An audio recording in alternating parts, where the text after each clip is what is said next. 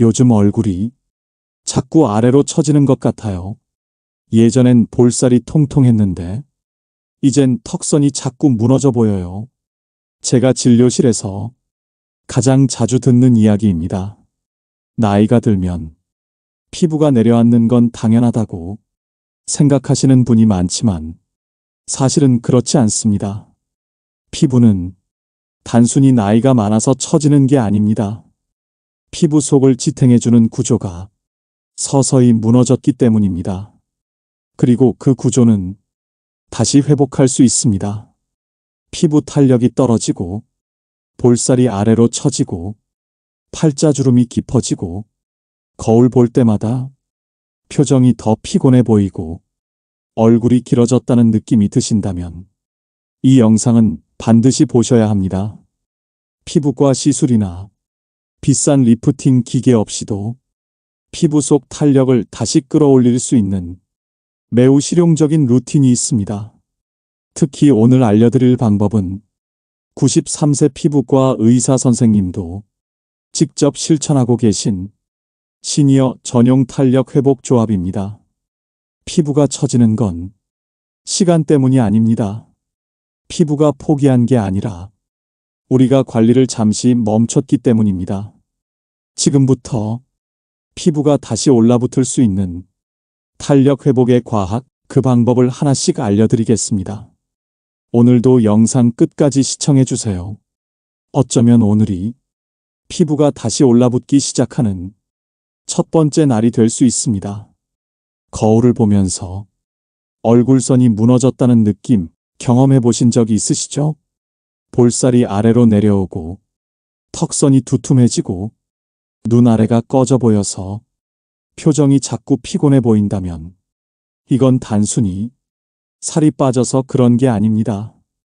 피부 속 구조가 서서히 무너지고 있다는 신호입니다. 첫 번째 원인, 콜라겐과 엘라스틴의 감소입니다. 피부는 겉으로만 보면 얇아 보이지만 속에는 콜라겐이라는 탄력의 기둥이 있습니다.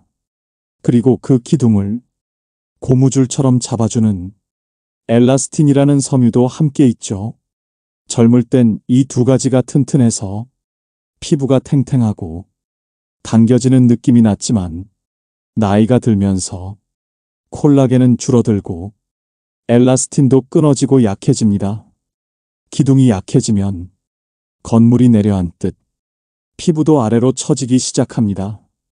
두 번째 원인, 혈류 저하와 세포대사 둔화입니다.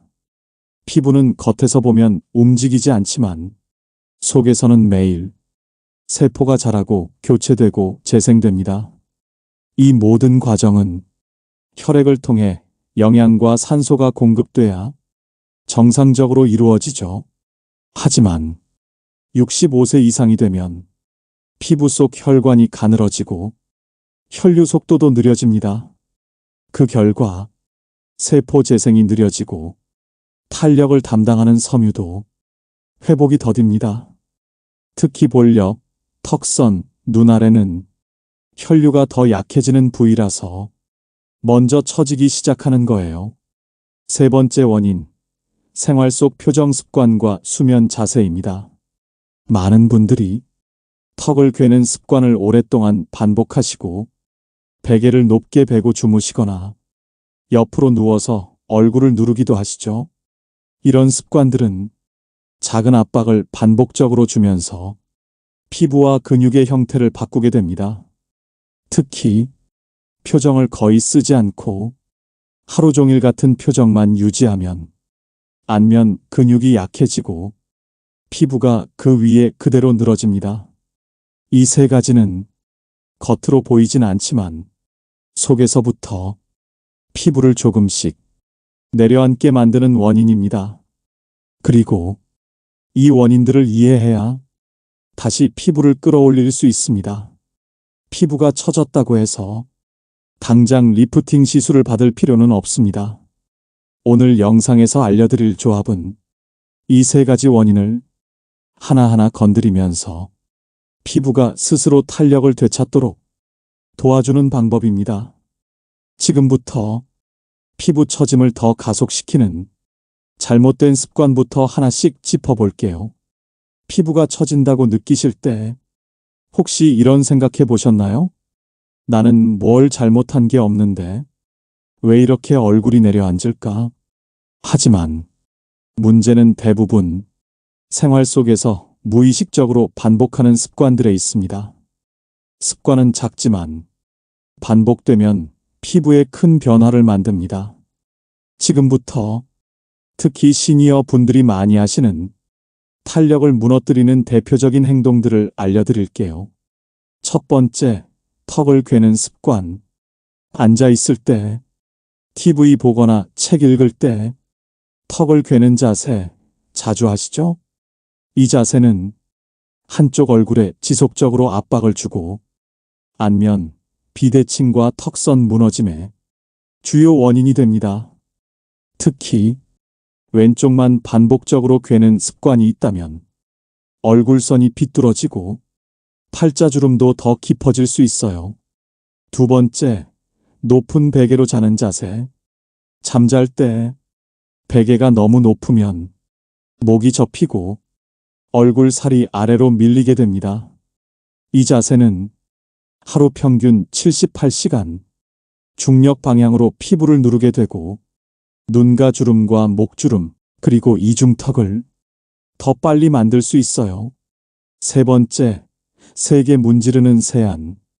피부가 탱탱하지 않다고 느끼면 자꾸 닦아내야 한다고 생각하시는 분들 계시죠? 수건으로 세게 문지르거나 때밀이로 얼굴을 박박 미는 습관. 이건 피부 표면의 장벽을 깨뜨리고 탄력 섬유까지 손상시킬 수 있습니다. 세안할 때는 절대 문지르지 말고 물로 흘려내듯 가볍게 닦아야 합니다. 네 번째, 표정을 거의 안 짓는 생활. 나이가 들수록 웃는 횟수도 줄고 말도 줄고 표정이 고정되는 경우가 많습니다. 안면 근육은 사용하지 않으면 빠르게 약해지고 그 위에 피부가 더 쉽게 처지게 됩니다. 입꼬리와 눈 주변을 자주 움직이는 것만으로도 피부 탄력에 도움을 줄 수 있어요. 다섯 번째, 수분은 바르지만 탄력은 놓치는 스킨케어. 보습크림은 바르지만 탄력 성분이 들어간 제품은 거의 안 쓰는 경우가 많습니다. 피부가 건조해 보이니까 수분만 채우려고 하지만 진짜 문제는 탄력을 만드는 섬유가 약해지고 있다는 것이죠. 수분은 겉을 채우고 탄력은 속을 끌어올립니다. 둘 다 함께 가야 피부가 다시 올라올 수 있어요. 이렇게 무심코 반복하는 습관이 피부를 더 빨리 처지게 만들 수 있습니다. 이제 중요한 건 탄력을 회복하는 방법을 아는 것이죠. 피부과 리프팅이 아니어도 피부 속에서 탄력을 만들어주는 성분이 있습니다.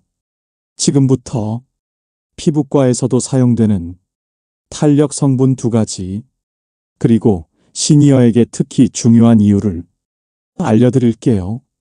피부가 처졌을 때 우리는 가장 먼저 보습이나 마사지만 떠올립니다. 하지만 피부를 다시 끌어올리려면 탄력 구조를 되살리는 성분이 먼저 들어가야 합니다. 오늘 소개할 2가지는 피부과에서도 노화 케어 1순위로 쓰이는 성분들입니다. 바로 레티놀, 그리고 펩타이드입니다. 첫 번째 성분, 레티놀. 레티놀은 비타민 어의 일종으로 피부 세포의 재생을 촉진하고 콜라겐 생성을 도와주는 성분입니다. 피부 속 깊은 곳에서 탄력 기둥이 무너졌을 때 다시 채워주는 역할을 하죠. 쉽게 말해 무너진 피부 골조를 다시 세우는 공사인부 같은 역할입니다. 특히 레티놀은 처진 턱선, 눈가, 팔자주름 같은 노화가 시작되는 부위에 확실한 효과를 보입니다. 하지만 레티놀은 강력한 만큼 주의할 점도 있습니다. 처음 바르면 피부가 따갑거나 붉어질 수 있기 때문에 시니어 피부는 저농도 제품부터 격일로 사용하는 게 가장 안전합니다. 0.1% 이하의 저자극 제품부터 시작하고 밤에만 소량 바르는 게 좋습니다. 두 번째 성분, 펩타이드. 펩타이드는 우리 몸을 구성하는 단백질 조각입니다. 피부 속에 있는 콜라겐과 엘라스틴을 만드는 신호를 보내는 역할을 하죠. 쉽게 말해 탄력 공장을 자극하는 경보 알람 같은 거예요. 펩타이드는 피부가 처지고 약해질수록 더 큰 반응을 보입니다. 그래서 시니어 피부처럼 콜라겐 생산이 둔해진 상태에 더 잘 맞는 성분입니다. 이 두 성분은 작용 방식이 다르지만 같은 목표를 향합니다. 레티놀은 무너진 탄력 구조를 복구하고 펩타이드는 탄력 섬유 생산을 자극합니다. 이 두 가지를 함께 쓰면 피부 속 깊은 곳에서부터 천천히 올라오는 힘을 만들 수 있습니다. 그럼 이 성분들은 어떻게 쓰는 게 좋을까요? 사실 이 두 가지 성분은 바세린과 함께 쓰면 흡수력과 지속력이 훨씬 높아집니다. 바세린은 겉에서 보호막을 만들어주고 레티놀과 펩타이드는 속에서 탄력을 회복시키는 구조입니다. 이제 이 세 가지를 어떤 순서로 얼마나 자주 어디에 바르면 좋은지 실전 루틴으로 알려드릴게요. 좋은 성분도 잘못 바르면 아무 소용이 없습니다. 오늘 소개한 레티놀과 펩타이드는 특히 시니어 피부에 민감할 수 있기 때문에 순서와 양, 시간대가 매우 중요합니다. 지금부터 피부 탄력을 되살리는 실전 루틴을 알려드릴게요. 1단계 제품 고르기. 레티놀은 0.1% 이하의 저자극 제품으로 시작하세요. 레티놀 마일드 레티놀 크림 저자극. 이런 표현이 적힌 걸 추천드립니다. 펩타이드는 멀티펩타이드 세럼이나 탄력 케어 앰플처럼 안정화된 포뮬라가 적혀 있는 걸 고르세요. 가장 중요한 건 향료, 알코올, 레몬 추출물 같은 자극 성분이 없는 것. 전성분표를 꼭 확인하셔야 합니다. 2단계 바르는 시간과 순서. 이 루틴은 반드시 밤에만 해주셔야 합니다. 낮에 바르면 레티놀이 햇빛에 반응해서 자극이 될 수 있어요. 순서는 이렇게입니다. 저녁 세안 후 얼굴에 수분감이 조금 남아있을 때 레티놀 또는 펩타이드 제품을 소량 얇게 펴바릅니다. 12분 후 바세린을 소량 덧발라 보호막을 형성합니다. 바세린은 완두콩 한 알 크기 이하로 얇게 펴발라야 합니다. 많이 바르면 답답하고 모공을 막을 수 있어요. 3단계 바르는 부위별 방법. 턱선, 귀 밑부터 턱까지 안쪽에서 바깥쪽으로 쓸어 올리듯 바릅니다. 손가락으로 꾹꾹 눌러 흡수시켜 주세요. 팔자주름, 콧볼 옆에서 입꼬리까지 주름을 펴듯이 살짝 당겨 바르세요. 눌러서 넣지 말고 두드려서 흡수시키는 게 중요합니다. 눈가, 가장 얇은 부위이니 레티놀은 생략하고 펩타이드 세럼만 사용하거나 병풀 추출물이 들어간 아이크림으로 대체해도 좋습니다. 눈가엔 바세린을 아주 소량만 얇게 덮어주세요. 4단계 사용 빈도. 첫 2주는 격일로 주 23회만 사용합니다. 피부가 적응한 뒤 주 45회로 늘려도 됩니다. 한개월 이상 지속해야 탄력이 돌아오는 걸 눈으로 확인할 수 있습니다. 처음엔 큰 변화가 없어도 3주를 넘기면 팔자와 턱선이 조금씩 올라붙는 걸 느끼실 수 있을 거예요. 5단계 주의사항. 레티놀과 함께 AHA, BHA, 비타민C 같은 각질 제거 성분은 절대 같이 쓰지 마세요. 자극이 심해질 수 있습니다. 피부가 따갑거나 붉어지면 하루 이틀 쉬어가도 괜찮습니다. 쉬는 것도 회복의 일부예요. 낮에는 꼭 선크림을 바르셔야 탄력 회복 효과가 유지됩니다. 햇빛은 탄력의 적입니다. 이 루틴을 꾸준히 실천하신 분들 중 실제로 얼굴이 쫙 당기는 느낌이 든다, 턱선이 또렷해졌다, 눈가가 덜 꺼져 보인다는 말씀을 많이 하셨습니다. 이제 실제로 이 루틴을 실천하신 분들의 후기와 부작용 없이 잘 적응하는 요령, 마지막으로 정리해 드릴게요. 지금까지 말씀드린 루틴을 실제로 실천하신 어르신들이 가장 많이 하신 말이 있습니다. 어느 순간부터 볼살이 덜 흘러내리는 느낌이에요. 한 분은 턱선이 무너져서 사진 찍기 싫다고 하셨던 72세 여성분이셨습니다. 이분은 레티놀과 바세린 조합을 처음 2주 동안은 격일로 바르셨고 3주째부터는 거울을 볼 때마다 볼살이 덜 퍼졌다는 느낌이 든다고 하셨어요. 한 달 후에는 팔자주름이 완전히 사라지진 않았지만 웃을 때 인상이 덜 피곤해졌다는 말씀도 하셨습니다. 또 한 분은 눈 밑 꺼짐이 걱정이셨던 68세 남성분이셨어요. 이분은 펩타이드 세럼만 사용하고 바세린으로 덮는 방식으로 눈가 위주 루틴을 4주간 실천하셨습니다. 그 결과 눈 아래 다크서클이 옅어지고 눈 밑 볼륨이 살짝 올라온 느낌이 든다고 하셨어요. 실제로 사진으로 비교했을 때도 눈 밑 그림자 영역이 줄어들어 있었습니다. 물론 모든 분이 처음부터 매끄럽게 적응하는 건 아닙니다. 그래서 민감성 피부이신 분들이 꼭 기억하셔야 할 3가지 적응 요령이 있습니다. 첫째, 처음엔 격일 사용이 기본입니다. 레티놀은 처음 바르면 따가움이나 건조함이 생길 수 있습니다. 이건 효과가 없다는 뜻이 아니라 피부가 반응하고 있다는 신호예요.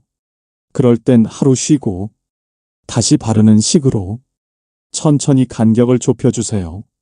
둘째, 눈가 입가는 레티놀 생략하고 펩타이드만 사용하세요. 특히 눈가는 피부 두께가 얇기 때문에 레티놀은 피하시는 게 좋습니다. 눈가에는 펩타이드 세럼만 사용하거나 병풀 추출물 같은 진정 아이크림으로 대체해 주세요. 셋째, 얼굴 전체 바르지 말고 처짐이 눈에 띄는 부위만 바르세요. 처음부터 전체 얼굴에 바르면 자극이 누적되기 쉽습니다. 특히 턱선, 팔자, 눈밑 등 탄력이 무너진 핵심 부위만 먼저 시도하세요. 적응이 되면 다른 부위로 확장해도 늦지 않습니다. 이 루틴은 눈에 띄는 변화보다 조금씩 올라오는 느낌이 먼저 몸으로 느껴집니다. 3주, 4주, 한 달만 꾸준히 해보면 피부가 단단해졌다는 느낌이 찾아옵니다. 지금 거울 속 탄력이 무너져 내려간 피부도 다시 올라올 수 있습니다. 마지막으로 이 루틴을 정리해서 실천법을 한 번에 복습하고 어떻게 꾸준히 유지할 수 있을지 정리해 드릴게요. 오늘 알려드린 루틴 어렵지 않았죠? 비싼 리프팅 시술도 복잡한 화장품도 필요 없습니다. 레티놀, 펩타이드, 바세린, 이 3가지만 있으면 피부는 다시 위로 올라올 준비를 시작할 수 있습니다. 피부는 기억합니다. 매일 어떤 습관으로 어떻게 관리했는지를요. 그 습관이 당신의 턱선을 만들고 눈가를 결정하고 팔자주름을 쌓아갑니다. 하지만 그 습관을 지금부터 바꾸면 피부도 방향을 바꿉니다. 오늘 정리한 실천 루틴 다시 한번 알려드릴게요. 저녁 세안 후 레티놀 또는 펩타이드를 얇게 펴바르고 12분 후 바세린을 소량 덧바르기. 격일로 시작해서 주 34회 사용. 턱선, 팔자, 눈 밑 위주로 바르기. 눈가는 레티놀 생략하고 진정 제품 사용. 이 루틴을 3주만 실천하면 느껴집니다. 피부가 살짝 위로 당겨지는 느낌, 그게 바로 회복의 시작입니다. 피부는 한 번 내려앉았다고 끝난 게 아닙니다. 포기한 게 아니라 우리가 기다려주지 않았던 것일 뿐입니다. 지금부터 하루 3분, 잠들기 전 거울 앞에서 작은 시간을 투자해 보세요.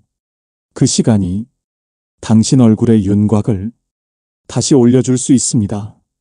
오늘도 영상 시청해 주셔서 감사합니다. 다음 영상에서는 시니어 피부를 더 밝고 탄탄하게 만드는 실전 팁으로 찾아뵙겠습니다.